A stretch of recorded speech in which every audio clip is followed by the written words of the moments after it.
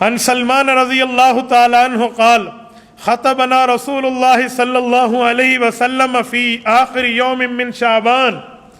حضور اقدس صلی اللہ علیہ وآلہ وسلم کے صحابی حضرت سلمان روایت فرماتے ہیں رسول اللہ صلی اللہ علیہ وسلم شعبان کے آخری دن میں ہمیں یوں نصیحت فرماتے. آج شعبان 1441 کا آخری دن ہے. کیا فرماتے؟ فقال یا ایھا الناس، اے لوگو، قد اذلکم شہر عظیم، یہ جو آپ پر رمضان کا مہینہ آ رہا ہے یہ بہت بابرکت مہینہ ہے، بہت بڑا مہینہ ہے. مبارک شہر فیہ لیلۃ، اس مہینے کی 30 راتوں میں ایک رات ایسی آ رہی ہے خیر من الف شہر، جو 1000 مہینے آپ عبادت کے لیے ٹھہرے رہیں اس سے بھی بہتر ہے اگر اس ایک رات آپ عبادت کر لیں.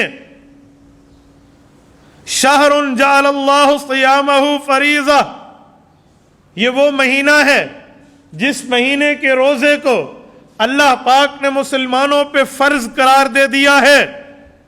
وقیام لیلہ تطوعا، اور رات کی عبادت کو اپنے قرب کا ذریعہ بتا دیا ہے. اس میں تراویح بھی ہے اور تہجد بھی ہے اور نوافل بھی ہیں. من تقرب فیہ بخصلۃ کان کمن ادی فریضۃ فیما سوا، عام مہینوں میں نفل پڑھتے تھے تو ثواب نفل کا ملتا تھا. اس مہینے میں نفل ادا کرو گے اللہ نے وعدہ کیا ہے ثواب فرض کی ادائیگی والا عطا فرمائیں گے. ومن ادی فریضۃ فیہ کان کمن ادی 70 فریضۃ فیما سوا، اور اگر اس مہینے میں کوئی فرض کی ادائیگی کرے گا، عام مہینوں میں 70 فرضوں کی ادائیگی پر جو ثواب ملتا تھا یہاں ایک فرض کی ادائیگی پر ثواب ملے گا. رمضان کی نمازوں پر تو ثواب ہے ہی، رمضان المبارک میں روزہ بھی تو فرض ہے نا.